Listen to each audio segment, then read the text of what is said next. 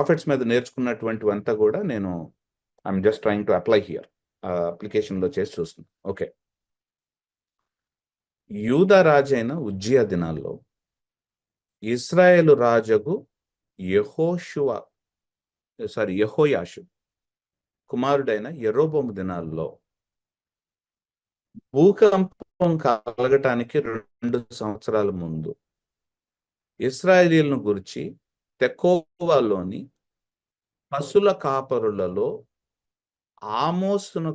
ఆమోసునకు కనబడిన దర్శన వివరము. Most important statement in the book.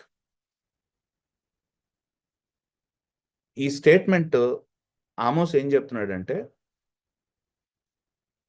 ఇవి ఆకాశంలో కూర్చొని రాసినవి కాదు, ఈ దర్శనాలు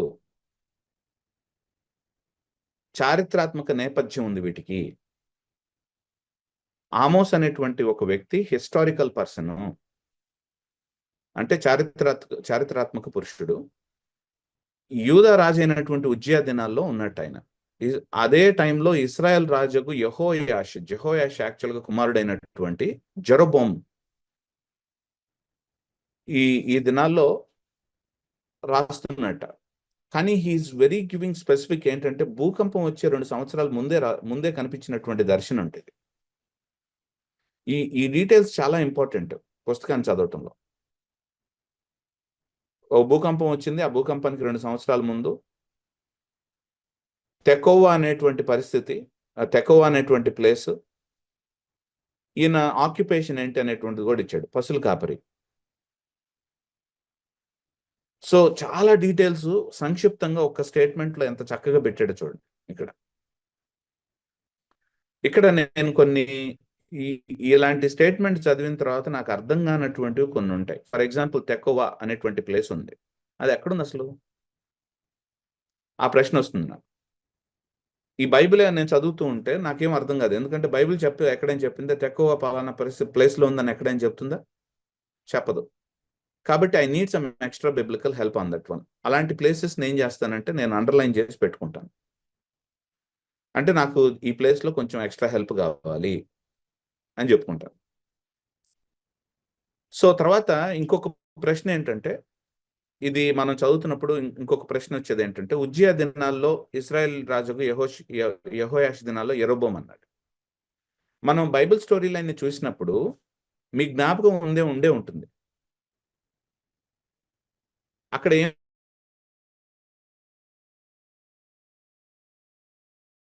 ఏముంది ఆ డిస్కషన్ అంతా మీకు? సొలొమోను చాలా పెద్ద పెద్ద ప్రాజెక్టులు పెట్టుకున్నాడు. ఆయనకి శృంగార వనాలను నిర్మించుకున్నాడు, చాలా పెద్ద పెద్ద ప్రాజెక్టులను పెట్టుకున్నాడు. ఆ ప్రాజెక్టులకి డబ్బులంతా ఎక్కడి నుంచి వచ్చినాయిట? దేవుడు మనీ ప్లాంట్ ఇచ్చాడా? లేదు, ట్యాక్సెస్. ఆ ట్యాక్సెస్ వేసిన తర్వాత, జనాల మీద భారం మోసిన తర్వాత, సొలొమోను చనిపోయిన తర్వాత రెహోబోము అనేటువంటి ఒక వ్యక్తి ఉన్నాడు, సొలొమోను కొడుకు. వాడి దగ్గరికి వెళ్ళి జనాలందరూ మొత్తుకున్నారు, నాయన మీకు దండం పెడతాను, మీ నాన్న కొంచెం మా మీద కొంచెం భారాలు కొంచెం ఒత్తిడి చేశాడు, కొంచెం నువ్వు ఏదైనా కొంచెం సహాయం చేస్తే బాగుంటుంది, మాకు కొంచెం తగ్గిస్తే మేము కంప్లీట్గా నీకు నమస్కారం చేస్తాం మేము అని చెప్పేసి అంటే, వాడికి ఉన్నటువంటి బ్యూటిఫుల్ కౌన్సిలర్స్తో మాట్లాడుకొని వాడు ఏం చేశాడంటే, మా నాన్న కనుక కొరడాతో కొడితే ఆ కొరడాకి మేకులు పెట్టి మరీ మిమ్మల్ని కొడతాను నేను అన్నాడు. సో అంటే ఎంత మూర్ఖత్వం ఆలోచించండి. ఆ తర్వాత వీళ్ళందరూ ఏం చేశారంటే, యూదా వాళ్ళని బాగా చూస్తూ మిగిలినటువంటి 10 గోత్రాలని జాగ్రత్తగా ఆలోచించాలి. ఇక్కడ ఏంటంటే 12 గోత్రాలు వాళ్ళు ఉన్నారు, యూదా నుంచి రాజయ్యాడు. దావీదు చాలా కేర్ఫుల్గా ఉన్నాడు. ఏంటంటే దావీదు అన్ని గోత్రాలని ఎట్లాగైనా సరే ఐక్యం చేయాలి. ఎందుకంటే మన దాంట్లో ఏంటంటే, మన దాంట్లో మీకు చర్చిల్లో కూడా చూసుంటారు, ఒక అతన్ని ఎల్డర్ చేస్తే మిగిలినటువంటి వాళ్ళ కోపం వస్తుంది. మేము ఎందుకు కాదు ఎల్డర్స్ అని, మేము వచ్చాం కదా సంఘానికి, అన్ని రోజులు వచ్చాం కదా, మమ్మల్ని ఎందుకు చేయకూడదు ఎల్డర్? సో కాబట్టి ఏంటంటే ఇట్లాంటివి చాలా ఉంటాయి. నేను ఒక చోట చదువుకున్నాను, ఆ ఒక చోట చదువుకున్నటువంటి దాంట్లో ఒక బాధ ఏంటంటే, చర్చిలో చాలా మంది ఒక కమ్యూనిటీ వాళ్ళు ఉన్నారట చర్చిలో. అక్కడ చాలా మంది మాదిగా అనేటువంటి కమ్యూనిటీ నుంచి ఉన్నారట. పాస్టర్ ఏమో మాది కమ్యూనిటీ నుంచి కాకుండా మాల అనేటువంటి కమ్యూనిటీ నుంచి వచ్చాట. అందుకని వీళ్ళందరూ ఏం చేస్తారంటే, అందులో ఆ చర్చిలో ఉన్నటువంటి వాళ్ళందరూ ఏం చేస్తారంటే ఆయనకు వ్యతిరేకంగా నిలబడాలి ఎట్లాగైనా సరే. ఎందుకంటే ఈయన మా కమ్యూనిటీ వాళ్ళని ఈయన ఏం మాట్లాడినా సరే మా కమ్యూనిటీకి వ్యతిరేకంగా మాట్లాడిందని ఎక్కడైతే ఉందో దాన్ని చూసి ఆయన మేము టార్చర్ చేస్తామని చెప్పేసి అనుకుంటారు. వాళ్ళు బిక్కుబిక్కుమంటూ చేయటం. అంటే నేనేమంటున్నానంటే మానవ నైజం ఏంటంటే, ఇలాంటి 10 గోత్రాలు ఉన్నప్పుడు, ఈ 12 గోత్రాలు ఉన్నప్పుడు ఒక గోత్రం నుంచి ఒక అతను రైజ్ చేశాడు, దేవుడే నిలబెట్టుకున్నా సరే మిగిలినటువంటి గోత్రాలన్నీ కూడా, మిగిలినటువంటి కమ్యూనిటీస్ అన్ని కూడా ఆలోచిస్తూ ఉంటాయి ఎక్కడ దొరుకుతాడని. రెహోబోము కరెక్ట్గా వెళ్ళి వాళ్ళ నోట్లో తలకాయ పెట్టాడు తీసుకెళ్ళి. పెట్టిన తర్వాత వీళ్ళు ఏం చేశారంటే 10 మంది యెరోబోము అనేటువంటి ఒక వ్యక్తిని తెచ్చుకున్నారు. ఈ యెరోబోము అనేటువంటి వ్యక్తిని తెచ్చుకున్న తర్వాత ఈ 10 గోత్రాలు స్ప్లిట్ అయిపోయి యెరోబోమును రాజుగా చేసుకొని ఉత్తర రాజ్యం అయినాయి. రెహోబోముతో పాటు ఇంకొక గోత్రం వాళ్ళు, బెన్యామీన్ వాళ్ళు నిలబడ్డారు. ఈ రెండు కలిపి ఒక రాజ్యం అయింది. దాన్ని యూదా అన్నారు. సో ఇక్కడ మనకు కనిపిస్తున్నటువంటి పేరు యెరోబోము అనంగానే మనం యాక్చువల్గా అదే యెరోబోము అని అనుకునేటువంటి అవకాశం ఉంటుంది. ఇక్కడ ఒక మిస్టేక్ చేసేటువంటి అవకాశం ఉంది మనం. ఏంటంటే ఈ యెరోబోము ఆ యెరోబోము ఒకడేనా? కానీ ఆ యెరోబోము టైంలో యాక్చువల్గా యూదారాజు ఎవరు? నేను ఇప్పుడే చెప్పాను. ఆ యెరోబోము టైంలో యూదారాజు ఎవరు? రెహోబోము. కానీ ఇక్కడ ఉజ్జియా అని చెప్పేసి అంటున్నాడు. యూదారాజు ఆ టైంలో ఉజ్జియా అంటున్నాడు. సో ఇక్కడ మనం ముడి కనిపిస్తుంది మనకి. ఏంటంటే బైబిల్ దాన్ని కాంట్రడిక్షన్ చేసుకుంటుందా? సో ఎందుకంటే ఒక చోటేమో యెరోబోము టైంలో రాజు రెహోబోము అన్నది, ఇక్కడేమో యాక్చువల్గా ఉజ్జియా తర్వాత యెరోబోము ఇద్దరు కాంటెంపరీస్ అని చెప్పేసి మాట్లాడుతుంది. ఏం నడుస్తుంది ఇక్కడ? అప్పుడు మనకు అర్థమవుతుంది ఏంటంటే పేర్లు ఒకే పేరుని మల్టిపుల్ జనరేషన్స్ పెట్టుకునే అవకాశం లేదా?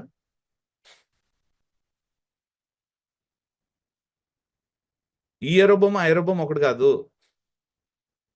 వీడు వేరేవాడు. వీడు యెరోబోము 2, వాడు యెరోబోము 1. సో మనం వేరే టైంని చూస్తున్నాము. ఓకే.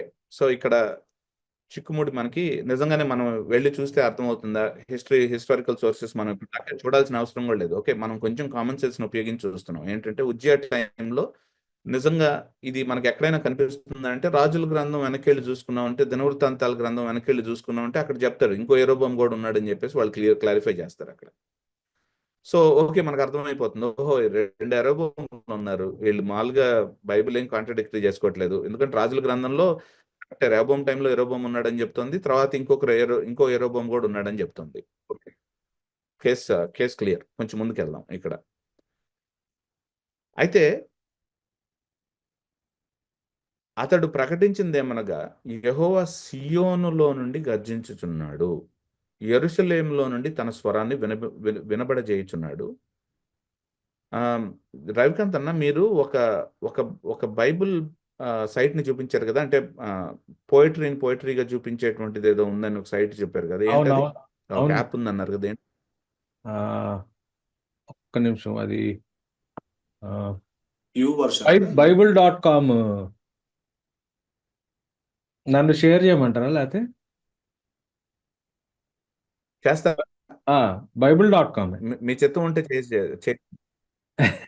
మీ చిత్తం ఉంటే చేయండి. అది మీరు తీసేస్తే నేను షేర్ చేస్తాను.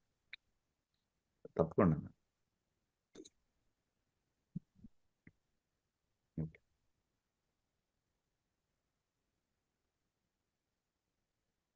ఒక్క నిమిషం సాయి.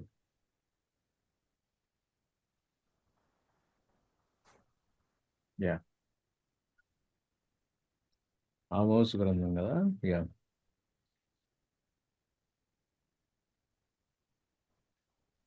ఆ రోజు తీసింది. ఓకే,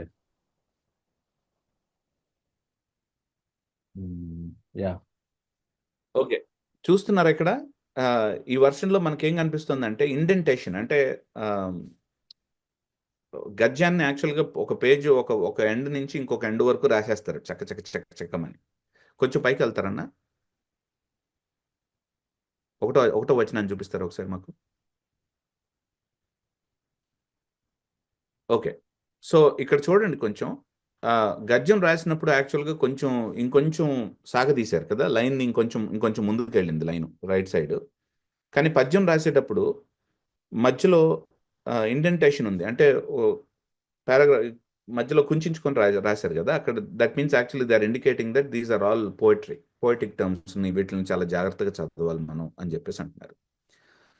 పోయిటరీ టర్మ్స్ లో నేను ఏంటండి ESV లో కూడా అలాగే ఉందండి.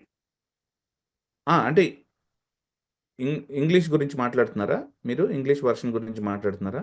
అవునండి, అవును. ఓ యా ఇంగ్లీష్ లో రైటింగ్ ఎగ్జాక్ట్లీ ఇంగ్లీష్ లో మనకి ప్రాబ్లం లేకుండా ఇచ్చేశారు. కానీ తెలుగులో అలా లేదు అని చెప్పేసి మన స్టాండర్డ్ వర్షన్లో గద్యం ఎక్కడ పద్యం ఎక్కడ అనేటువంటిది రాసేటువంటి విధానంలో మనకి ఆ వ్యత్యాసం ఇంతకు ముందు ఉన్నటువంటి వాటిలో లేదు, కానీ ఈ వర్షన్లో ఉందని చూస్తున్నాం మనం కదా. సో అయితే ఆమోస్ ఇలా చెప్పాట ఏంటంటే, యెహోవా సియోను నుండి గర్జిస్తున్నారు, యెరూషలేము నుండి ఉరుముతున్నారు. జ్ఞాపకం ఉందా నేనేం చెప్తున్నాను?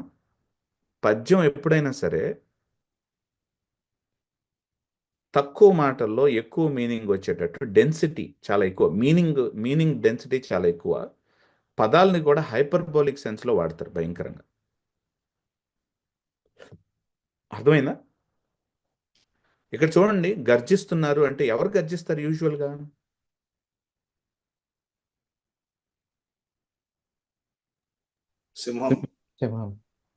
సింహం గర్జిస్తుంది. తర్వాత ఉరిమేది ఎవరు?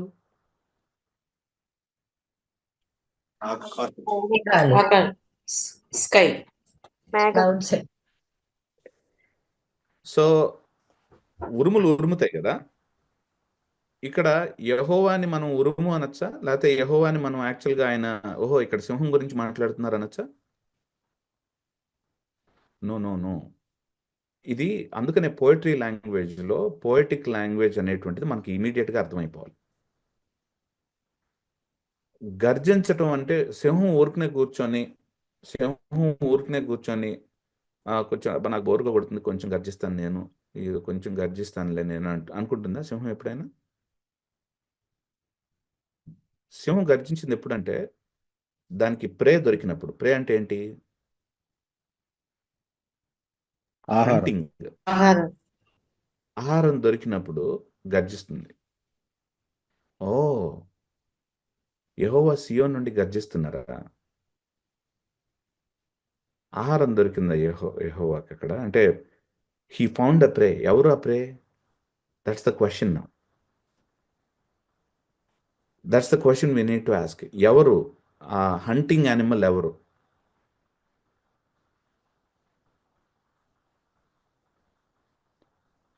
యెరూషలేం నుండి ఉరుముతున్నట్ట. లొకేషన్స్ కూడా చూడండి ఇక్కడ. సియోను, యెరూషలేంలో సియోన్ అనేటువంటిది ఎందుకు యెరూషలేం సియోన్ అని చెప్పారు? ఇంతకు ముందు కనుక జాగ్రత్తగా చదివితే మనకు అర్థమయ్యేది ఏంటంటే, సియోన్లో ఏముంది? Zion is famous for what?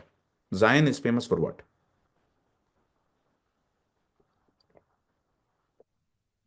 David sitting మందిరం సార్. యాస్, మందిరం మాజేట్ రాజు గారు. సో టెంపుల్, ఆయన యొక్క సన్నిధి నుంచి ఆయన ఉరుముతున్నట్ట. సో ఆయన గర్జిస్తున్నట్టు. ఆయనకి ఎవరో కనిపించారు. ఒక మంచి ప్రే కనిపించింది, గర్జిస్తున్నాడు.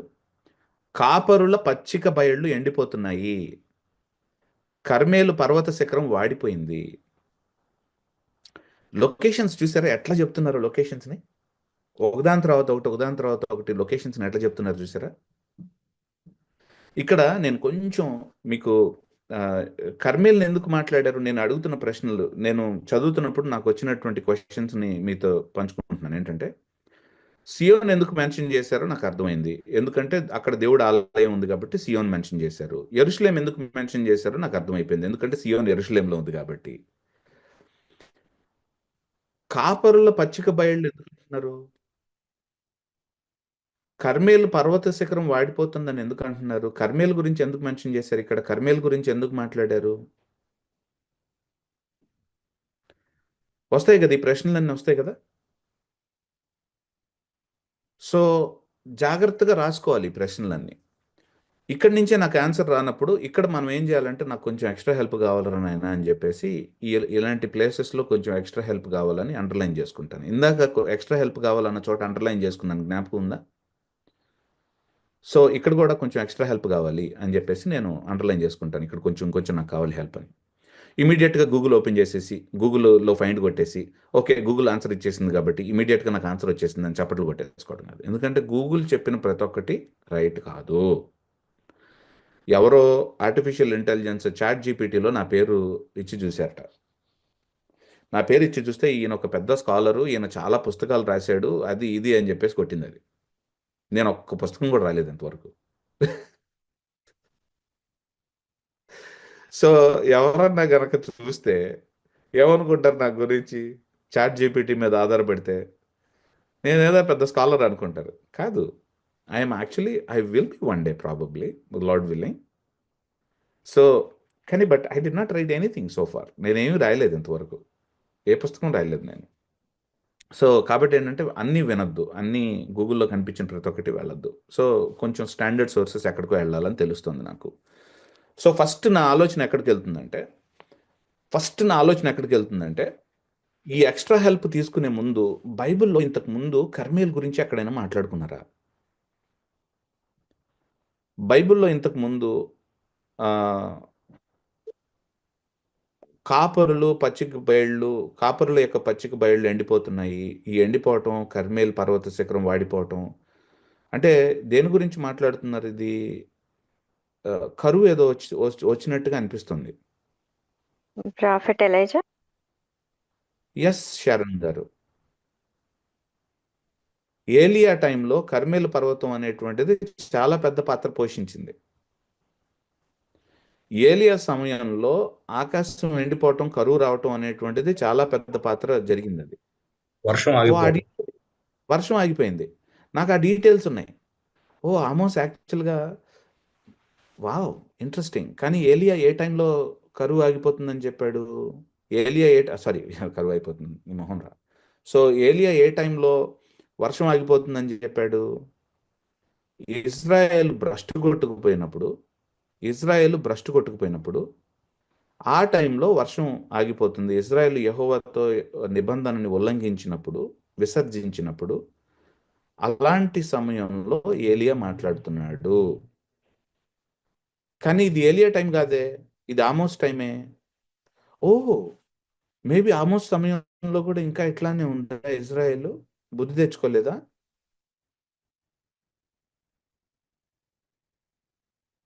ఏలియా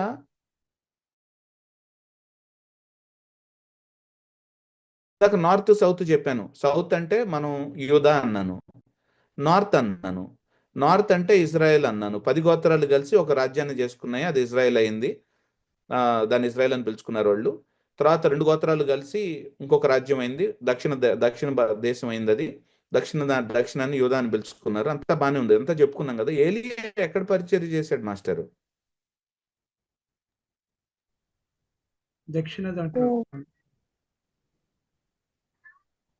యూదాలో చేశాడు. యూదాలో చేశాడు ఏలియా. మిమ్మల్ని కాదు, కాంటెంపరీస్ కాదు. ఎందుకంటే ఏలియా టైంలో రాజు ఎవరు? ఏలియా టైంలో కానీ ఇక్కడ ఆల్రెడీ ఏలియా టైంలో రాజు మనకు తెలుసు, ఆహాబు. కానీ ఇక్కడ ఆమోస్ టైంలో రాజు ఆల్రెడీ ఇచ్చేసాడు ఆమోస్, కాబట్టి కాంటెంపరీస్ అవడానికి లేదు. సో యెరోబోము రెండో యెరోబోము, మొదటోడు కాదు, రెండోవాడు. సో కాబట్టి మనకి ఇక్కడ అర్థమైపోయింది ఏంటంటే ఏలియా ముందు వచ్చాడు, వీళ్ళు తర్వాత ఆమోస్ తర్వాత వచ్చాడు అనే సంగతి మనకు తెలుస్తుంది. కానీ పరిస్థితులు సిమిలర్గా ఉన్నాయిట. యెహోవా గర్జిస్తున్నాడు, యెరూషలేము నుండి ఉరుముతున్నారు, కాపరుల పచ్చిక బయళ్ళు ఎండిపోతున్నాయి, కర్మేలు పర్వత శిఖరం వాడిపోతుంది. ఇజ్రాయెల్లో ఏదన్నా తప్పు జరుగుతుందా అనేటువంటి ప్రశ్న వచ్చింది ఇక్కడ. అంటే ఏలియా మొత్తం ఇజ్రాయెల్లోనే పరిచర్య చేసింది. ఎందుకంటే ఆహాబు ఎక్కడోడు? ఆహాబు ఉత్తరానికి సంబంధించిన వాడా, దక్షిణానికి సంబంధించిన రాజా? North Israel. ఆహాబ్ భయ్య దక్షిణం. ఆహాబ్ భయ్య దక్షిణం కాదు, ఆహాబ్ భయ్య ఉత్తరానికి సంబంధించినటువంటి రాజు. ఎందుకంటే వాళ్ళ వాళ్ళ భార్య సిస్టరు యెజబెల్ గారు, ఆమె ఫనీషియన్ ప్రీస్ట్ యొక్క కూతురు. అంటే ఫొనీషియాలో ఉన్నటువంటి ఆ బయలు దేవుడు అనే వాళ్ళు బాల్ హద్దాద్ అంటాం. అంటే ఉరుము దేవుడు బాల్ హద్దాద్ అంటే వర్షాన్ని ఇచ్చేటువంటి దేవుడు, ఉరిమేటువంటి దేవుడు ఎవరైతే ఉన్నారో ఆ దేవుడి యొక్క ఆ దేవత యొక్క టెంపుల్లో ప్రీస్ట్ ఎవరైతే ఉన్నారో ఆ ప్రీస్ట్ యొక్క కూతురు యెజబెల్ గారు. ఆవిడ్ని ఆహాబ్ పెళ్లి చేసుకున్నాడు. ఆహాబ్ భయ్య పెళ్లి చేసుకున్నాడు. అదంతా అయిపోయింది. అక్కడ ఏలియా అక్కడ పరిచర్య చేశాడు. ఇప్పుడు ఏం నడుస్తుంది? ఆమోస్ ఏం మాట్లాడుతున్నాడు? వారిని వాడిపోవటం, ఉరమటం. కానీ ఇక్కడ ఉరిమేది ఎవరు? బయలు హద్దాదా? దేవుడు. ఉరుము దేవుడు ఉంది. దేవుడు. వర్ష దేవుడు వర్షాన్ని కురిపిస్తాడైతే ఆ వర్షాన్ని ఆపేశాడంటే ఎవరు? పవర్ఫుల్ వర్షాన్ని ఆపడానికి ఆ వర్ష దేవుడు అని ఎవరైతే అంటున్నాడు వాడు నోరు కూడా నొక్కి ఇట్లా పట్టేసింది ఎవరు ఇక్కడ? యెహోవా దేవుడు. యా, వావ్, ఇంత తక్కువ దీంట్లో ఇంత ఇన్ఫర్మేషన్ ఉందా? It's a statement it is being made. అంటే ఏలియా టైంలో లాంటి టైమే నడుస్తుంది, ఇట్లాంటి టైమే నడుస్తుంది అని మాట్లాడుతున్నాడు. సో యెహోవాకి దొరికినటువంటి ప్రే ఎవరు అంటే, ఏలియా టైంలో ఎవరట యెహోవాకు దొరికినటువంటి ప్రే ఎవరు అంటే, హంటింగ్ యానిమల్ ఎవరు అంటే, హంటెడ్ యానిమల్ ఎవరు?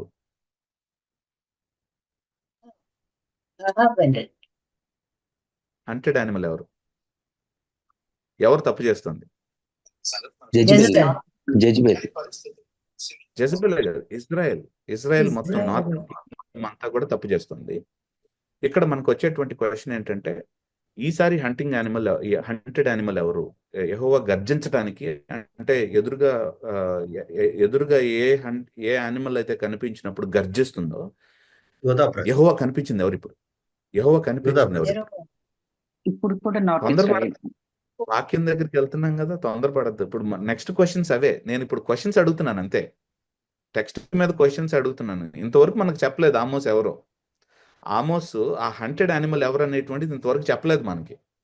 చెప్పారా?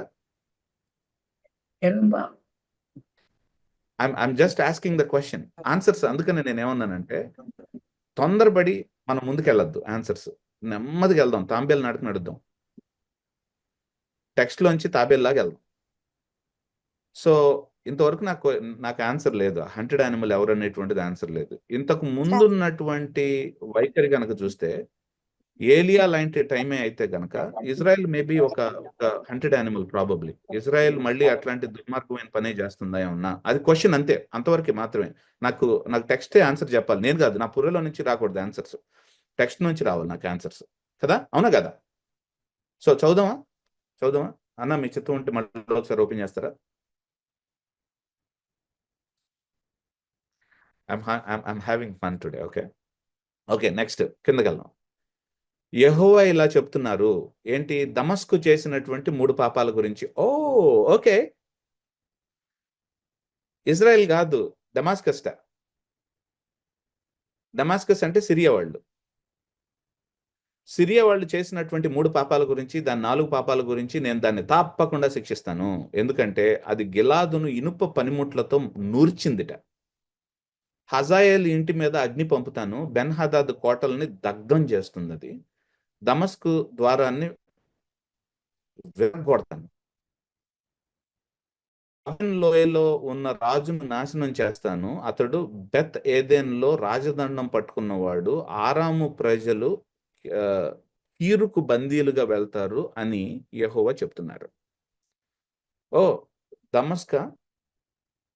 దమస్కేనా అప్రే డమాస్కస్ట యెహోవా గర్జించడానికి కారణం యెహోవా కనిపించినటువంటి హంటెడ్ యానిమల్ డమాస్కసా? డమాస్కస్ చేసినటువంటి తప్పేంటిట? 3, 4 అన్నారు. 3 పాపాలు చేసింది, 4 పాపాలు చేసింది.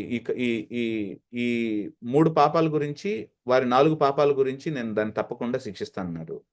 3, 7 కలిపితే 7, 3, 4 కలిపితే 7, సారీ 3, 7 ఏంట్రా నీ మొహం. సో 3, 4 కలిపితే 7. సో ఈ 7 అంటే సంపూర్ణత. అంటే వాళ్ళు చేసినటువంటిది ఏంటంటే, is really talking about something there. గిలాదుకు వాళ్ళు చేసినటువంటి దరిద్రమైనటువంటి పని, గిలాదుని వాళ్ళు చేసినటువంటి పని ఏంటంటే, ఇనుప పనిముట్లతో, అంటే ఇనుప పనిముట్లు అనే బదులు ఇనుప ముళ్ళు ఉన్నటువంటి దాంతో నూరుస్తారు కదా, స్లెడ్జెస్ అంటాం. స్లెడ్జెస్ మనం వ్యవసాయం చేసే వాళ్ళకి అర్థమవుతుంది. గింజల్ని నూర్చేటప్పుడు యాక్చువల్గా వాళ్ళు స్లెడ్జింగ్ చేస్తారు, థ్రెషింగ్ స్లెడ్జెస్ అంటాం. దాని మీద నిలబడి చేస్తుంటారు అనమాట. దానికి యాక్చువల్గా ఇనుపు ముళ్ళు పెట్టారట. అది కానీ గింజల్ని నూర్చడానికి కాదుట వాళ్ళు చేస్తుంది, మనుషుల్ని నూర్చడానికి చేశారట. అంటే ఎంత దుర్మార్గమైన పని ఆలోచించండి వాళ్ళు చేస్తున్నటువంటిది. మనుషుల మీద మనల్ని పడుకోబెట్టి ఇనుప ముళ్ళతో మనల్ని గీకితే వెనకాల నుంచి ఎట్లా ఉంటుందో ఆలోచించండి. సో ఇది పోయిటిక్గా తీసుకోవాలా, లిటరల్గా చేశారా అనేటువంటి ప్రశ్న తర్వాత వేద్దాం. మనకి ఇందులో ఇంకా అర్థం కానటువంటి పాయింట్స్ కొన్ని ఉన్నాయి. ఈ హజాయిల్ గడ్ ఎవరు? బెన్ హదాద్ ఎవరు? ఈ కోటలు ఏంటి? We don't know these things. Okay, అక్కడ అండర్లైన్ చేసుకోవాలి. ఈ అండర్లైన్ చేసుకున్నప్పుడు నాకు ఒకటి కనిపించేది ఏంటంటే, ఇంతకు ముందు హజాయిల్ గడ్ ఎక్కడైనా కనిపించాడా మనకి? ఒరే కనిపించాడు, ఏలియా స్టోరీలోనే కనిపించాడు హజాయిల్ని. ఎందుకంటే ఏలియాతో 3 మాటలు చెప్తాడు దేవుడు. ఒకటి ఏంటంటే, నువ్వు వెళ్ళి హజాయిల్ని, ఆరాము దమస్కు రాజు అయినటువంటి హజాయిల్ని నువ్వు అనాయింట్ చేయాలి. అంటే నువ్వు వాడిని, అరే నువ్వు ఇక నుంచి నువ్వు ఆరాంకు రాజు అవుతావురా నువ్వు అంటాడు. ఓ ఏలియా స్టోరీ చాలా నడుస్తుందమ్మా ఇక్కడ. చూసారా ఇప్పటి వరకు ఏలియా స్టోరీ ఎంత నడిచిందో? అంటే నాకు ఏమీ తెలియకుండానే, ఎక్స్ట్రా హెల్ప్ ఏం లేకుండా, కేవలం బైబిల్ని పట్టుకొని ఫస్ట్ ఎక్స్ట్రా హెల్ప్కి వెళ్లకుండానే చాలా ఇన్ఫర్మేషన్ వస్తుంది ఇప్పుడు నాకు. అర్థమవుతుందా నేను చెప్పేది మీకు? సో ఈ బెన్ హదాద్ గాడు ఎవడో తెలియదు మనకి. వాడిని కొంచెం అండర్లైన్ చేసుకుని పెట్టుకుందాం, తర్వాత చూసుకుందాం. ఓకే, సో సరే కొంచెం ముందుకు వెళ్ళిపోదాం. ఓకే, దొరికేసింది ఆన్సర్ అని చప్పట్లు కొట్టేసుకుంటున్నాం. ఇజ్రాయెల్ వాళ్ళు కూడా ఏం చేస్తున్నారంటే, ఓకే యెహోవా గర్జిస్తున్నాడు, అరే ఏంటి ఆమోస్ బ్రో ఏలియా మాటలు మాట్లాడుతున్నాడు అంటే పొరపాటున మన మీదకి తీసుకొస్తాడు ఏంటి అనుకున్నారు. ఇమీడియట్గా దమస్కు గురించి మాట్లాడంగానే సేఫ్ అమ్మ, మన గురించి కాదు, యెహోవా గర్జిస్తుంది మన గురించి కాదు అని చెప్పేసి అనుకున్నారు. నెక్స్ట్ అలా అనుకున్న వెంటనే మళ్ళీ పుసుక్కును గాజాను తీసుకొచ్చారు.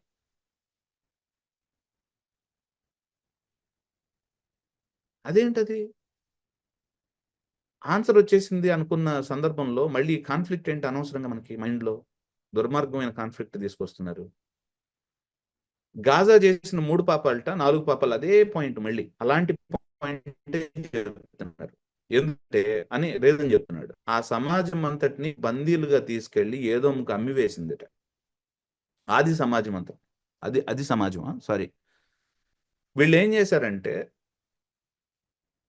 ఇశ్రాయేలీలు వీళ్ళు చేసినటువంటి పని ఏంటంటే, కమ్యూనిటీస్ని ఏదోముకు అమ్మేసేసారట. అంటే స్లేవ్ ట్రేడింగ్ లాగా. వీళ్ళందరికీ ఒక దుర్మార్గమైనటువంటి పని అది గాజా చేసినటువంటి. ఇక్కడ ఒక్కసారి స్లోగా నేను పాయింట్ చెప్తాను మీకు. గాజా అన్నారా? ఈ రోజు కూడా గాజా ఉందా? ఉందండి. ఈ గాజా ఆ గాజా ఒకటే అనుకుని ఆమోస్ ఎప్పుడో చెప్పాడు, గాజా వాళ్ళకి చుక్కలు చూపిస్తానని చెప్పాడు దేవుడు ముందుగానే అని చెప్పేసి. ఈ రోజు అవుతుంది. ఆమోస్ గ్రంథం చూసారా ఎంత వాక్యపరమైందో? తప్పు కదా అట్లా అంటాం. ఎందుకంటే నేను ఇందాక చెప్పాను ఆల్రెడీ, ఆమోసు మాట్లాడుతున్నటువంటి హిస్టారికల్ నేపథ్యం మాట్లాడాడు. ఆ గాజా వేరు, ఈ గాజా వేరు. అంటే లొకేషన్ ఒకటే, రెండు ఒక చోటే ఉన్నాయి కాదని అంటలేదు.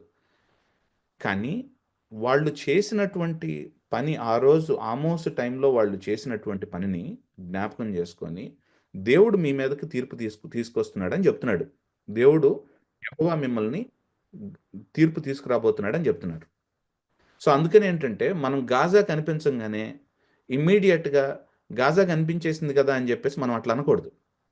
సో ఇప్పుడు గాజా మీద జరుగుతున్నటువంటి యుద్ధం ఆమోస్ గ్రంథంలో ఎప్పుడో చెప్పారా, బైబిల్ అంత ట్రూ అట్లా అనకూడదు. బైబిల్ నువ్వు సత్యం అని నిరూపించడానికి ఇట్లాంటి మాటలు మాట్లాడాల్సిన అవసరం లేదు. బైబిల్ సత్యం, కానీ బట్ ఫస్ట్ నువ్వు అర్థం చేసుకోవాలి, నేను అర్థం చేసుకోవాలి ఫస్ట్. ఇది హిస్టారికల్ గాజా, అంటే 8వ శతాబ్దంలో గాజా గురించి మాట్లాడుకుంటున్నాము. క్రీస్తు పూర్వం 8వ శతాబ్దంలో గాజా చేసినటువంటి ఫిలిస్తీయుల పట్టణమైనటువంటి గాజా వాళ్ళు చేసినటువంటి దుర్మార్గమైనటువంటి పని మీద యెహోవా ఆ సమయంలో వాళ్ళని శిక్షించబోతున్నాడు అనేటువంటి విషయం. ఆయన శిక్షించాడా? ఎస్, శిక్షించాడు. ఆయన ఆ రోజుల్లోనే వాళ్ళని శిక్షించాడు. ఓకే, గాజా దొరికేసింది అనుకుంటున్నాము. ఆ ప్రాకారం మీదకి అగ్ని పంపిస్తాట, కోటల్ని దగ్ధం చేస్తాట. ఏంటి ఈ లాంగ్వేజ్ అంతా? ఏంటి కోటల్ని దగ్ధం చేయటం, అగ్ని పంపించడం అంటే ఏంటి? అసలు ఏం జరుగుతుంది ఇక్కడ? దేని గురించి మాట్లాడుతున్నాడు ఇక్కడ? డిస్ట్రక్షన్. ఏ టైప్లో డిస్ట్రక్షన్ అది? సదోమ గుమ్మరాలు. అట్లా కంటే కూడా ఇంకొంచెం ఆలోచిస్తే కోటల్ని దగ్ధం చేయటం ఇవన్నీ ఎప్పుడు జరుగుతాయి? రాజదండం, కోటలు దగ్ధం చేయటం ఏ కాంటెక్స్ట్ ఇది? యుద్ధం కింగ్డమ్ యుద్ధం యుద్ధం. యుద్ధం. Very good Lawrence, yeah that's right, యుద్ధం. సో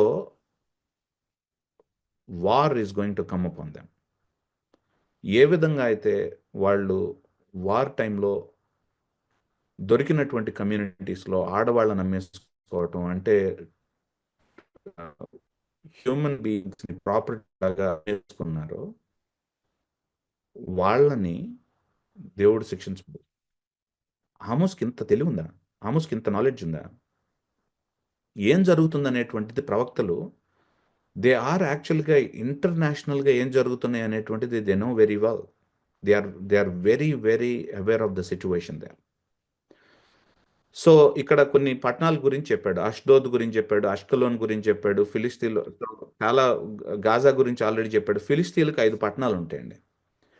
ఈ 5 పట్టణాలు వాళ్ళ ఈ 5 పట్టణాలు ఇంపార్టెంట్. ఫిలిస్తీన్ రాజ్యాలు అంటే ఏంటంటే ఈ 5 పట్టణాలు బేసికల్లీ. సో గాతు ఒకటి, ఎక్రోన్ ఒకటి, అష్డోద్ ఒకటి, తర్వాత గాజా ఇంకొకటి, అష్కెలోన్ ఇంకొకటి. సో ఈ 5 పట్టణాలు చాలా ఇంపార్టెంట్ పట్టణాలు, ఫిలిస్తీన్ పట్టణాలు. ఇంట్రెస్టింగ్లీ గాత్ గురించి మెన్షన్ చేయలేదు, మిగిలినటువంటి 4 గురించి మెన్షన్ చేశాడు. ఎందుకు అనేటువంటిది అక్కడ క్వశ్చన్ వచ్చేసింది. సో దాన్ని క్వశ్చన్గా రాసుకుంటాను, ముందుకు వెళ్ళిపోతాను. ఓకే, ఇంతకీ యెహోవా యొక్క ప్రే గర్జిస్తున్నాడు కదా, ఆయన యొక్క ప్రే గాజానా లేకపోతే అంతకుముందు మనం మాట్లాడుకుంది అంటే దమస్కా?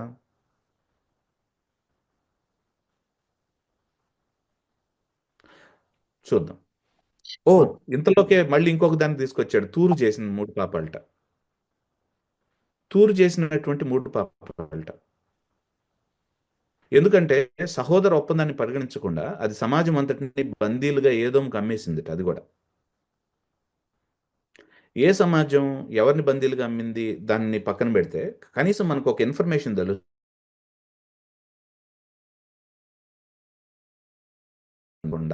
వీళ్ళు ఏం చేశారంటే వాళ్ళని భయంకరంగా అమ్ముకోవటం మొదలుపెట్టారు. అంటే ఏమంటాము, ఏడుస్తుంటే శవాన్ని మోసుకెళ్ళేటప్పుడు జనాలు ఏడుస్తుంటే దాని మీద మర్మరాల కోసం వెళ్ళేవాళ్ళు కొంతమంది ఉంటారు, చూసారా? అక్కడ కూడా శవం మీద డబ్బులు ఏరుకునే వాళ్ళు అంటాం కదా. సో అలాంటి పరిస్థితి అనమాట. అంటే ఎంత క్రూరమైనటువంటి పని చేస్తున్నారు ఆలోచించండి. దానికోసం యెహోవా వాళ్ళని చేస్తాడు. సరే, కొంచెం ముందుకు వెళ్దాం. ఏదోముకి అమ్మేశారు. మరి ఏదోము పరిస్థితి ఏంటి? క్వశ్చన్ రావచ్చు, మరి ఏదోముని ఏం చేస్తాడు? ఏదోము చేసినటువంటి 3 పాపాలు, అతని 4 పాపాల గురించి నేను వారిని తప్పకుండా శిక్షిస్తాను. ఎందుకంటే అతడు తన సహోదరుని ఖడ్గంతో వెంటాడాట, ఆ దేశ స్త్రీలను చంపేశాట, అతని కోపం అధికమవుతూ వచ్చింది, రగిలిపోతూ ఉంది.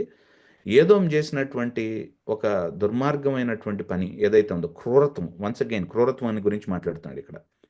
తేమాన్ మీదకి అగ్ని పంపిస్తాను. తేమాన్ అంటే ఈ ఏదోంకి వేరే పేరు, నాకు ఎక్స్ట్రా ఇన్ఫర్మేషన్ కావాలి దాని మీద. తేమాను, బోస్రా, దీని మీద కూడా నాకు ఎక్స్ట్రా ఇన్ఫర్మేషన్ కావాలి, అండర్లైన్ చేసుకున్నాను, తెలీదు. కోటల్ని దగ్ధం చేస్తాను, అగ్ని పంపుతాను. వన్స్ అగైన్ ఏ లాంగ్వేజ్ ఇది? ఇందాక మాట్లాడుతున్నట్టుగా లారెన్స్ ఆన్సర్డ్ దట్. ఏంటది? యుద్ధం, war. The lord is actually going to sovereign God, సార్వభౌమ అధికారం కలిగినటువంటి వాడు సియోనులో నుంచి గర్జిస్తున్నాడు. కానీ సియోనుకు మాత్రమే పరిమితమైనటువంటి వాడు కాదు ఆయన. ఏదోమును ఆడిస్తున్నాడు సార్వభౌమ అధికారం కింద. ఆ, వాళ్ళ మీదకు వచ్చేటువంటి యుద్ధం ఏదైతే ఉందో ఆయన యొక్క సార్వభౌమ అధికారంతో ఆయన ఓపెన్ చేస్తున్నాడు దాన్ని. వాళ్ళు చేసినటువంటి పనికి, దుర్మార్గమైనటువంటి క్రూరత్వానికి పనిష్ చేస్తున్నాడు వాళ్ళు శిక్షిస్తున్నాడు వాళ్ళని. ఈ లోపలే మనం అనుకునే టైంలోనే అమ్మోన్ కూడా తీసుకొచ్చేసాడు. అమ్మోన్ చేసినటువంటి 3 పాపాల గురించి, అతడు చేసిన 4 పాపాల గురించి నేను దాన్ని తప్పకుండా శిక్షిస్తాను. ఎందుకంటే అతడు తన సరిహద్దులను విశాలపరచడానికి గిలాదు ఉన్న గర్భిణీ స్త్రీల కడుపుల్ని చీల్చాట.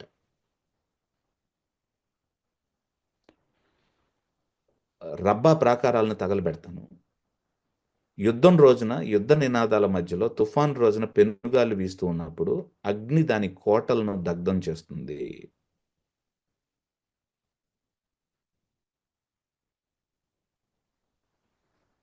ఏలియా టైంలో జ్ఞాపకం ఉందా మీకు? ఏలియా 3 చూస్తాడు, వెళ్ళి దాక్కున్న తర్వాత 3 చూస్తాడు. జ్ఞాపకం ఉందా?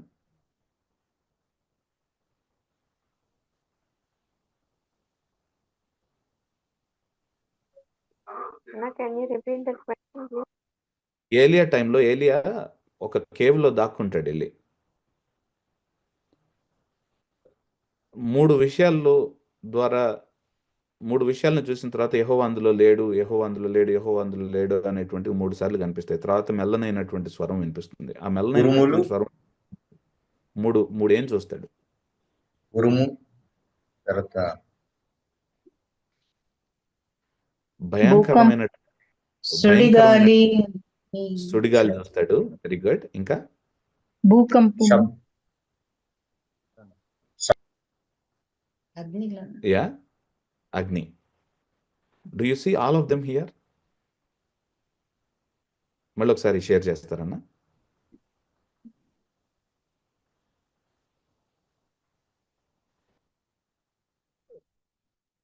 బ్యాక్ బోన్ నడుస్తుంది.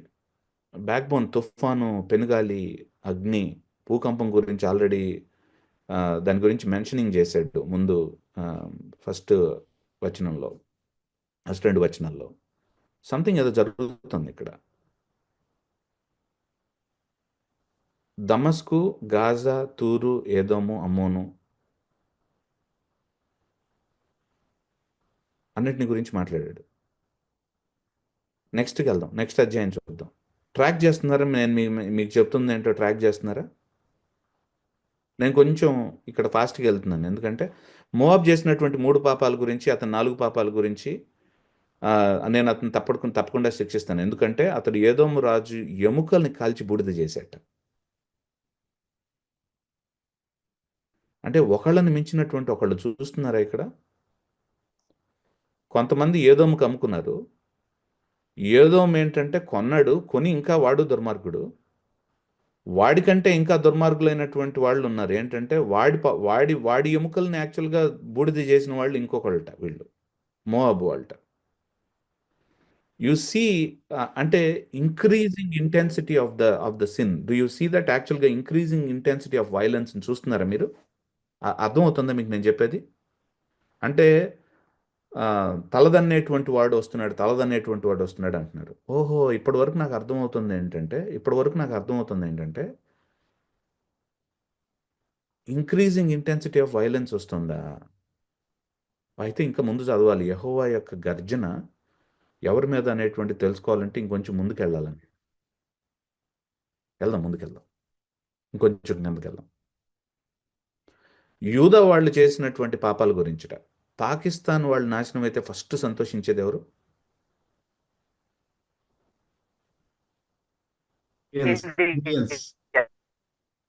ఇండియా వాళ్ళే కదా. లేకపోతే ఇండియా మీదకి ఏమన్నా వస్తే ఫస్ట్ సంతోషించేది, చప్పట్లు కొట్టుకునేది కూడా పాకిస్తాన్. అంటే వైరం అట్లాంటిది. ఇస్రాయెల్ యూదా వాళ్ళు కూడా అంతే, ఇండియా పాకిస్తాన్ టైప్ వాళ్ళు ఇద్దరు. సో యూదా అనగానే ఇమ్మీడియట్ గా ఒక చోట నుంచి చప్పట్లు వస్తాయి. ఎక్కడి నుంచి? ఇజ్రాయెల్. పైగా యూదా 7వ మెన్షన్ చేసే దాంట్లో. అంటే యూదా తర్వాత ఇంకెవడు రావడానికి లేదు ఇక. 7th అంటే ఆ విలన్ ఎవడో కాదు, అమరేష్ పురి ఎవడో కాదు, యూదానే.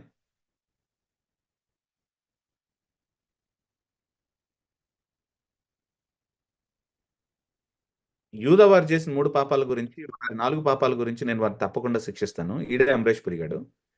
ఎందుకంటే వారు యెహోవా ఉపదేశాలను విసర్జించారు. ఇక్కడ దాకా చూసారా? ఇప్పటి వరకు మాట్లాడినటువంటి దాంట్లో వాక్యంతో సంబంధం లేదు. వాళ్ళు చేసినటువంటి క్రూరత్వాన్ని గురించి మాట్లాడారు. ఎందుకు? యెహోవా యొక్క ఆజ్ఞల గురించి ఎందుకు మెన్షన్ చేయలేదంటే వాళ్ళకి తెలియదు కాబట్టి. వాళ్ళ యొక్క వైలెన్స్ అనేటువంటిది మనస్సాక్షి లేకుండా ప్రవర్తించారు అనేటువంటిది మాట్లాడుకుంటూ వచ్చారు ఇప్పటిదాకా. జనాలని ప్రాపర్టీస్ గా అమ్మేయటం, తర్వాత వాళ్ళ యొక్క వీపుల్ని చీల్చేసేయటం, తర్వాత ఎముకల్ని కాల్చేసేయటం, ఇవన్నీ క్రూరత్వం.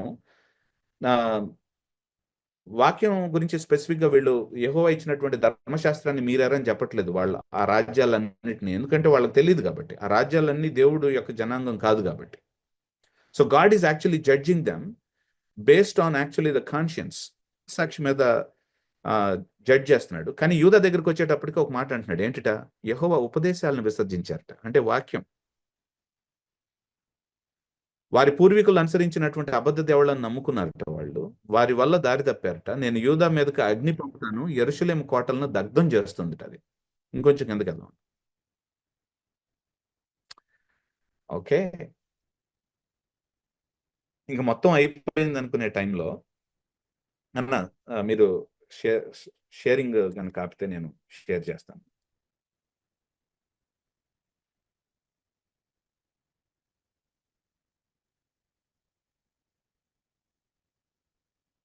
చాలా జాగ్రత్తగా వినండి.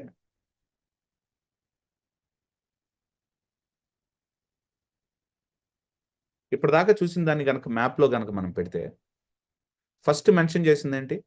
దమాస్కు. నా హైలైటర్ తీస్తాను అండి, లేజర్ పాయింట్ దిస్.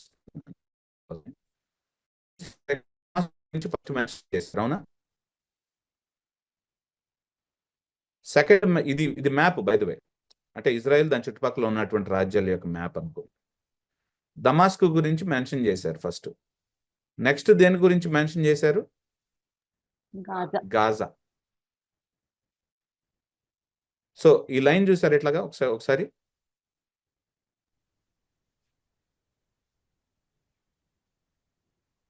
కదా. నెక్స్ట్ దేని గురించి మెన్షన్ చేశారు? తూర్ గురించి మెన్షన్ చేశారు. నెక్స్ట్ తర్వాత దేని గురించి మెన్షన్ చేశారు? అమ్మోనీయులు. లైన్ చూసారు ఎటో? మళ్ళీ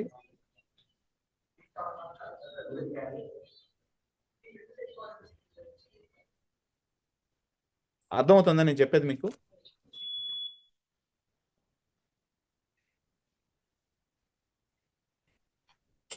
టైర్ తర్వాత యు సీ హియర్ ఏదో యాక్చువల్ గా ఇక్కడ బాక్స్ కనిపిస్తుందా కింద మీకు? సో ఇంకొంచెం కింద, దట్స్ వాట్ ఈడోమ్ ఈస్. ఏదోమ్ అది. సో ఫస్ట్ మెన్షన్ చేసింది ఏంటంటే ఇది నార్త్ అనుకుందాం. ఫర్ ఎగ్జాంపుల్ నార్త్ ఈస్ట్ గురించి మెన్షన్ చేసిన తర్వాత సౌత్ వెస్ట్ వచ్చాడు. నార్త్ ఈస్ట్, సౌత్ వెస్ట్, ఆ తర్వాత నార్త్ వెస్ట్, సౌత్ ఈస్ట్. మీకు ఇంకా బాగా అర్థం అవటానికి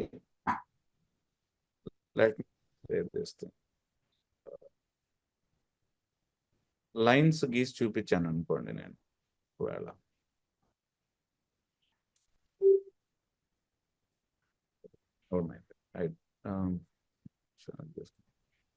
where is my laser pointer?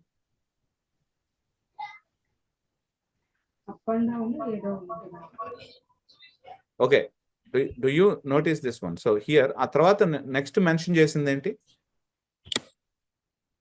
తర్వాత అమ్మోనీయులు. సో దిస్ సైడ్ అమ్మోన్ తర్వాత మెన్షన్ చేసింది ఏంటి? Moab. Moab. Moab. So next next mention చేసింది ఏంటి? Judah. యూదా. యూదా. డార్ట్ బోర్డ్ తెలుసా మీకు? ఉమ్. డార్ట్ తెలుసు. బోర్డ్ అంటే ఒక బోర్డు ఉంటుంది, మనం ముళ్ళ లాంటివి తీసుకొని విసురుతాం కదా, ఇట్లాగా విసిరినప్పుడు అది సెంటర్ లో కనుక సెంటర్ పాయింట్స్ వస్తాయి. చుట్టుపక్కల వాటిలో పడుతుంటే తక్కువ పాయింట్లు వస్తాయి. అంటే చివరి దాంట్లో పడితే 10 పాయింట్లని, కొంచెం మధ్యలో దానిలో పడితే 20 పాయింట్లని, కానీ సెంటర్ లో కనుక పడిందంటే దానికి 50 పాయింట్స్ దానికి డాట్ బోర్డు మీద.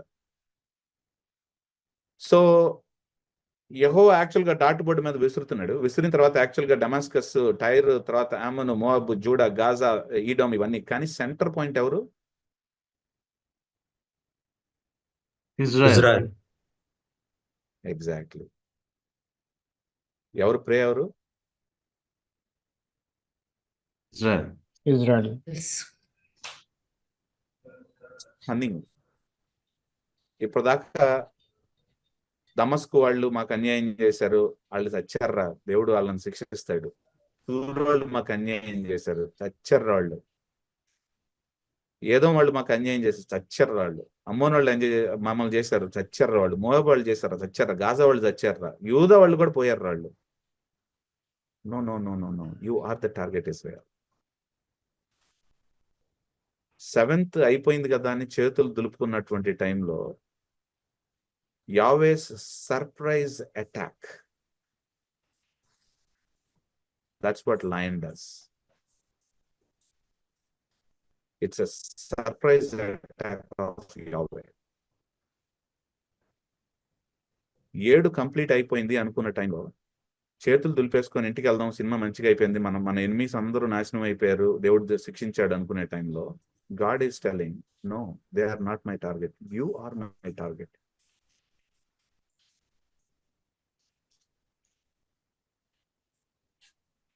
రెండు పాయింట్స్ నేను మెన్షన్ చేసి క్లోజ్ చేస్తాను ఈరోజు స్టడీని.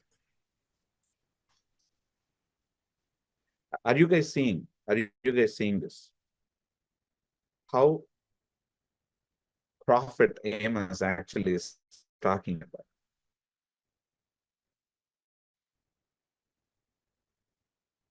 సో ఏంటిట వాళ్ళు చేసినటువంటిది? మిగిలినటువంటి వాళ్ళంతా కూడా 1-2 పాపాలు వాళ్ళు రాసినటువంటి మెన్షన్ చేసి 7 పాపాలు. కానీ ఇజ్రాయెల్ చేసినటువంటి పాపం అంతా, పుస్తకం అంతా నడుస్తూనే ఉంటుంది, 7తో ఆగదు. దేవుడు కౌంట్ చేయటం మొదలు పెడితే ఇజ్రాయెల్ పాపం నడుస్తూనే ఉంటుందిట. ఏంటది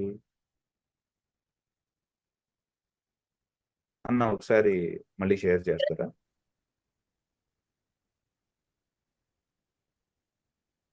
ఇంక్రీజింగ్ ఇంటెన్సిటీతో వస్తుంది. వీళ్ళందరూ యాక్చువల్గా ఒకళ్ళకు మించి ఒకళ్ళు ఆకులు ఎక్కువ తింటూ ఉంటే ఇజ్రాయెల్ చేసినటువంటిది ఏంటంటే చెట్టే మింగేసిందిట. ఇజ్రాయెల్ చేసిన 3 పాపాల గురించి, వారి 4 పాపాల గురించి నేను వారిని తప్పకుండా శిక్షిస్తాను. వారు నిర్దోషులను వెండి కోసం అమ్మారట, బీదల్ని చెప్పుల కోసం అమ్మారట.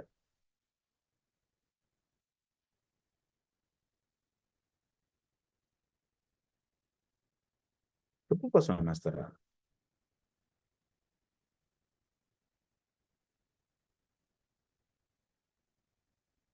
వారు నేల మట్టిని తొక్కినట్టుగా బీదల తలలను తొక్కుతున్నట్టు.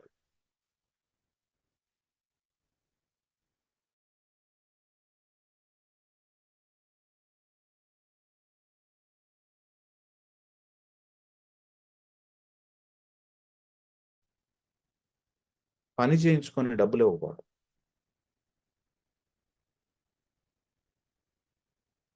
₹10 ఇచ్చి ₹1000 పని చేయించడం.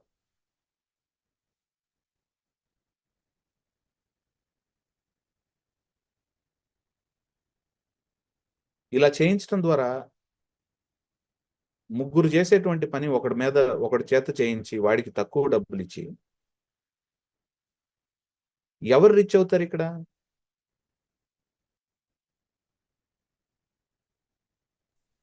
యజమాన్ రిచ్ పర్సన్ ప్రకాష్. అదే అన్న, యజమాని రిచ్ అవుతాడు. యజమాని రిచ్ అవుతాడు. మరి మరి పని చేసేవాడు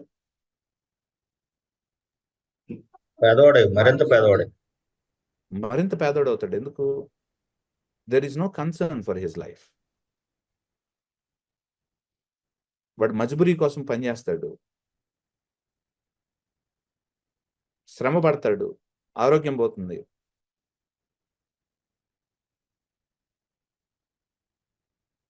చచ్చిపోతాడు, కుటుంబం వీధిన పడుతుంది. రిచ్ పర్సన్ పట్టించుకోవటం. పట్టించుకుంటాడు. ఇంకా మీరు చదవాలి కదా మనం. ఇంకా బీదల తలను తొక్కుతున్నారట, హింసించబడే వారికి న్యాయం జరగనివ్వలేదట. తండ్రి కుమారులు ఒకే స్త్రీ దగ్గరికి వెళ్ళారట. పట్టించుకుంటున్నారు. వీధిన పడేటువంటి వాళ్ళ కుటుంబాన్ని పట్టించుకుంటున్నారట. ఎట్లా పట్టించుకుంటున్నారు చూడండి.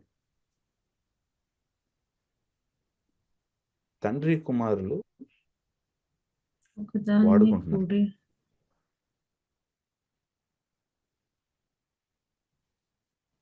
అలా నా పరిశుద్ధ నామాన్ని అవమానపరిచారట. ఆయన పరిశుద్ధ నామాన్ని అవమానపరిచినటువంటి విధానం ఏంటంటే, చాలాసార్లు అనుకుంటాము, సంఘంలోకి వెళ్ళి మనం చేసేటువంటి దాంట్లో అనుకుంటాం, కానీ మన ఎథిక్స్తో మనం ఎప్పుడు కనెక్ట్ చేయము, ఎప్పుడు కూడా. కానీ ఆమోస్ ఏం చెప్తున్నాడు చూడండి. దేవుని యొక్క జనాంగం అనెథికల్గా ప్రవర్తించినప్పుడు దేవుని నామాన్ని అవమానపరుస్తున్నట్టు. మనం తాకట్టు పెట్టిన బట్టలు అప్పగించకుండా, వాక్యం ఏం చెప్తుందంటే, లా ఏం చెప్తుందంటే, ఎవరైనా సరే తాకట్టు పెడితే వాడి దగ్గర ఒకే బట్ట ఉంటే తీసుకోవద్దు తాకట్టు డబ్బులుగా. ఒకవేళ ఇచ్చినా సరే ఇచ్చేసే, వెంటనే వాడికి ఈవినింగ్ కల్లా ఇచ్చేసే. ఎందుకంటే రాత్రి వాడు కప్పుకోవాలి కదా కంబళిని.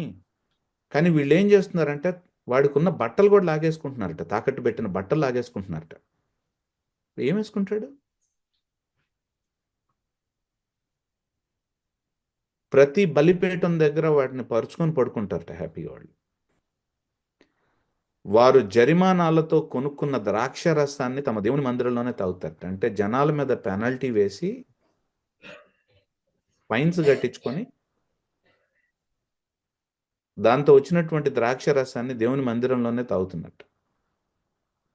మేబీ ప్రీస్టులు చేస్తున్న పని అది. టెంపుల్ ట్యాక్సెస్ని అట్లా ఉపయోగించుకుంటున్నారేమో, బేదల మీద అట్లా ట్యాక్సులు వేసి ప్రాబబ్లీ.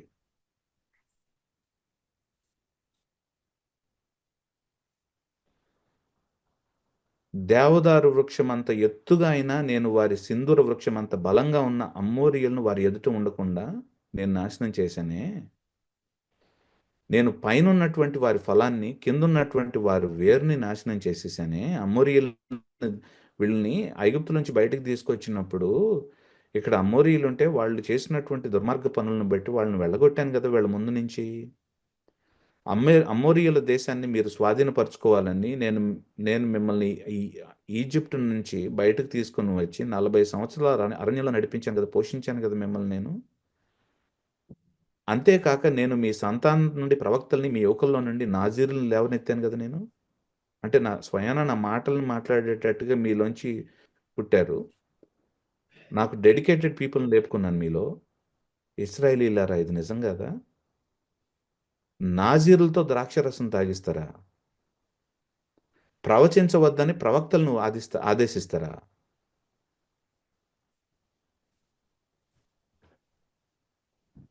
కాబట్టి ధాన్యపు మోపులతో నిండిన బండి నేలను అణగదొక్కినట్లు. అంటే చాలా జాగ్రత్తగా ఉండండి. ఇక్కడ ధాన్యపు మోపులు అనేటువంటిది,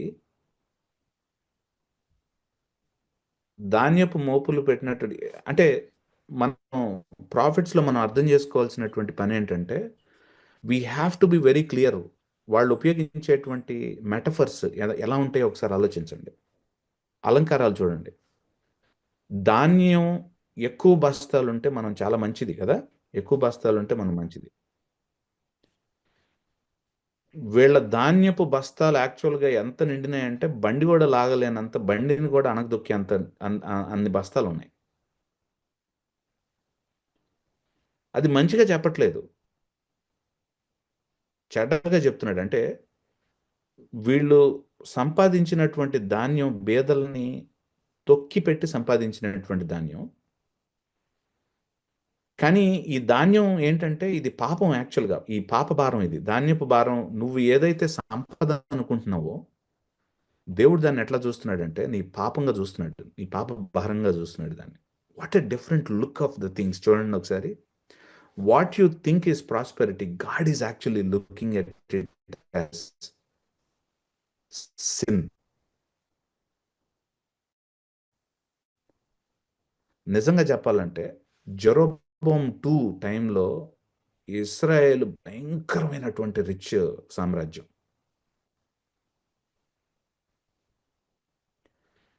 ఇజ్రాయెల్ భయంకరమైనటువంటి ప్రాస్పెరిటీ చూసింది. కానీ ఆ ప్రాస్పెరిటీని చూసిన తర్వాత వాళ్ళు ఏమనుకున్నారంటే we must be doing everything right, దేవుడు మనతో పాటు ఉన్నాడు అనుకున్నారు. కానీ దేవుడు ఏమంటున్నాడంటే నేను మీతో పాటు ఉన్నానా, కానీ మీరు లేరుగా నాతో పాటు. Are you listening to this? నేను మీతో పాటు ఉన్నానా, కానీ మీరు లేరుగా నాతో పాటు. లింకన్ యాక్చువల్గా అబ్రహాం లింకన్ అందుకనే ఒక మాట అంటాడు ఏంటంటే the point is not whether God is with us or not. దేవుడు మనతో పాటు ఉన్నాడా కాదా అనేటువంటిది కదా పాయింట్. అసలు మనం దేవుడితో పాటు ఉన్నామా లేదా అనేటువంటిది పాయింట్.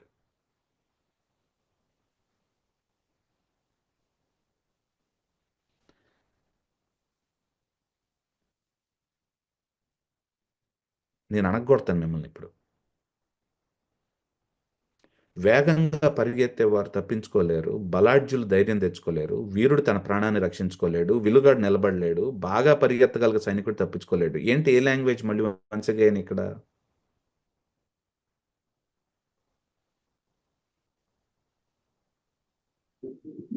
యుద్ధం language, war language. Israel, you want dot board మీద ఏదో మీద పడినప్పుడు ఇజ్రాయెల్ చెప్పట్లు నవ్వుకుని ఎగతాళి చేసుకుంటున్నారు. డాట్ బోర్డు మీద గాజా మీద పడింది అని చెప్పేసి ఎగతాళి చేసుకుంటున్నారు. యెహోవా గురి ఎట్లా ఉంటుందో తెలుసా? పాయింట్ బ్లాంక్లో కొట్టాడు ఆయన.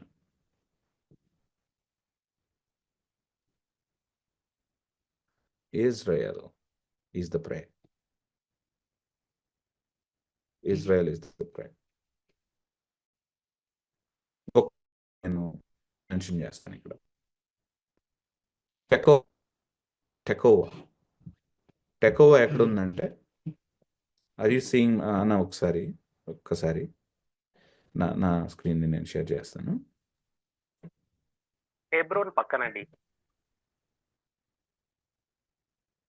సో టెకోవా ఎక్కడ ఉంటుందంటే, you see this Tekoa here. By the way, I just need to say this one. This map was useful for me. It is created by A.D. Riddle, but I have taken this map from James Halfmeyer. Okay, so I need to give the credit to James Halfmeyer. He is one of the best Egyptologists in the world and worked at Trinity, a good friend of us, me and Jones. So Tekoa, do you see Tekoa here?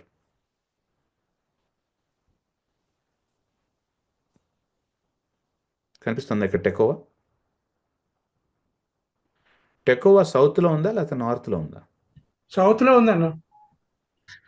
ఎవరి గురించి మాట్లాడుతున్నాడు మరి? North గురించి మాట్లాడుతున్నాడు.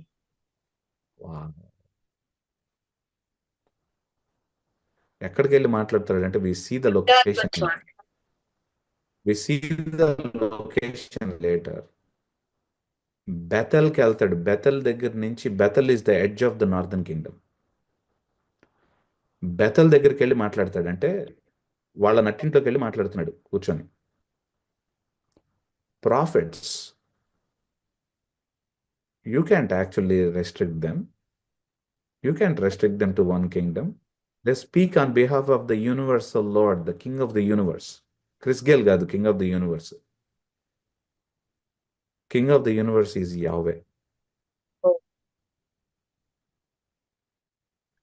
So they are speaking on behalf of Yahweh. And it is not an easy thing. A south person will not be accepted if he goes to the north. But it doesn't matter. యెహోవా చెప్పాడు, ఆమోస్ చేస్తున్నాడు. I don't care.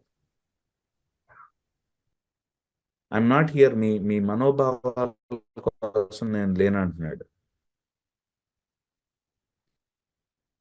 I care about only ఒకే ఒక్కళ్ళ యొక్క మనోభావాలను పట్టించుకుంటాట. ఎవరు? ఆమోసు, Yahweh. That's who I care about. This is prophethood. ఇది ధైర్యం అంటే. నువ్వు ఇంత కొంటావు, అన్ని అన్ని అన్ని మిద్దెలు కడతావు, ఇన్ని మిద్దెలు కడతావు అని కాదు. మిద్దెలు కట్టిన వాళ్ళతో మాట్లాడుతున్నాడు ఇక్కడ. ఎలా కట్టావని మాట్లాడుతున్నాడు. నీ నుంచి నువ్వు చూసుకునేది ప్రాస్పెరిటీ, కానీ యెహోవా దృష్టి నుంచి చూస్తే అది హీనమైనటువంటి కంపు కొట్టేటువంటి రొచ్చు అంటున్నాడు. దమ్ అంటే ఇది. యా రమేష్, ఇందాక మీరు చెప్పిన ఎగ్జాంపుల్ ప్రకారం అయితే ఇండియా వాడు వచ్చి పాకిస్తాన్ లో చెప్తున్నట్టు బేసికల్గా ఇది అంత హారిబుల్. యా యా ఇంటెన్సిటీ చూస్తున్నప్పుడు వీళ్ళందరిది కాదు ఇంటెన్సిటీ. ఇజ్రాయెల్ చేసేది భయంకరమైనటువంటి ఇంటెన్స్ పాపం. You see how much more. How much more? How can we apply this to us today? How can we apply this today to us? You can talk about actual RSS అంత క్రూరం, వీళ్ళు ఇంత క్రూరం, అంత క్రూరం అని. నేను అందరి గురించి మాట్లాడుకోవడానికి ఇష్టం ఉంటుంది కదా మనకి. హాలీవుడ్ చేసినటువంటి పాపం వల్ల లాస్ ఏంజలస్ మీదకి ఫైర్ వచ్చింది. జడ్జిమెంట్ దేవుడు తీసుకొచ్చినప్పుడు వేరే వాళ్ళ మీద జడ్జిమెంట్ తీసుకొచ్చాడంటే భలే చప్పట్లు కొట్టుకుంటాం. సూపర్ సూపర్ సూపర్ సూపర్, దేవుడు మా దేవుడు ఎంత తెలుసా. But no no no no, judgement starts from the house of God. What about people who want to make name for themselves among you? What about self-projection? What about you? You don't like it. Dot board మీద నేనే centre, నేనే గురి అనుకోవటం ఎవరికి ఇష్టం ఉండదు. పక్కనోడు వాడు గురి, వీడు గురి, కిందోడు గురి, అటు పక్కనోడు గురి, ఇదంతా ఎప్పుడు we love it so much. చప్పట్లు కొడతాం, మా దేవుడు నిజమైనటువంటి దేవుడు, చూసారా అసలు మా దేవుడిని ఏమన్నా అంటే చూసాడు, ఏం చేశాడు చూసారా అంటాం. But we are the target.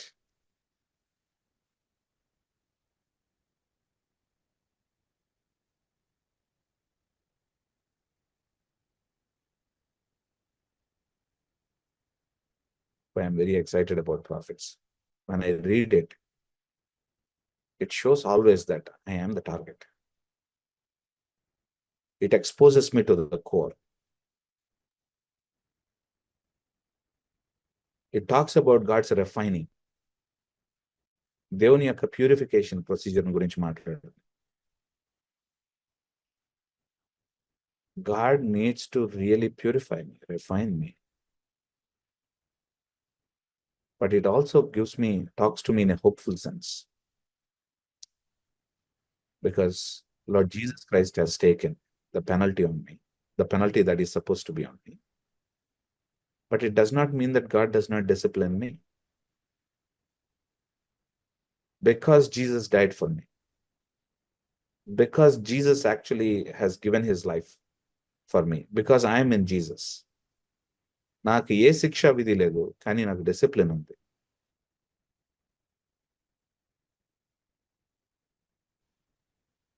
నాలో ఏ కపటత్వం ఉందో, ఏ ఇంటెగ్రిటీ లేని తనం ఉందో, God has to purify me. Do you see what I'm saying? I'll stop here and then I'll open it for open it for that. So I hope Andy- actually when we are reading Amos, I hope we are getting a sense of how to read the prophets then. Right? So are we applying hermeneutics today? Did you think we have applied what we have learned? Okay. అది ఎంత serious మాట సాయి. అంటే అన్యాయంగా నేను సంపాదించుకున్న మూటే నన్ను కృంగదీసే భారంగా దేవుడు నా మీద వాడతాడు. ఆ కార్ట్ గురించి ఇందాక మీరు చెప్తున్నప్పుడు, Yeah. So every penny that I earn, అది ఎక్కడన్నా ఇంజస్టిస్ ఉందంటే అది నన్ను తొక్కేసే భారమే గానే దేవుడు నా మీద మళ్ళీ దాన్ని వాడుతున్నాడు. Absolutely. We got to be careful అందుకనే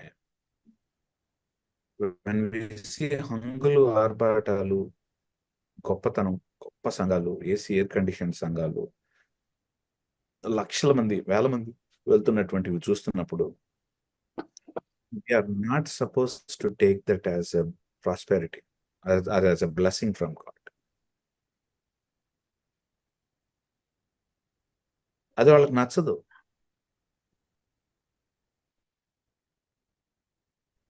పేదవాళ్ళ ల్యాండ్ని అన్యాయంగా దోచుకొని దాని మీద కట్టినటువంటి సంఘం.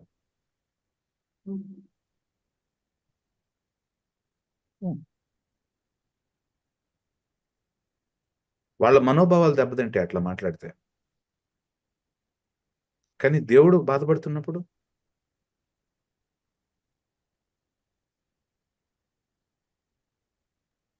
ఏ పేదల కోసం దేవుడు తన రక్తాన్ని దారబోసాడో ఆ పేదలను దోచుకునేది.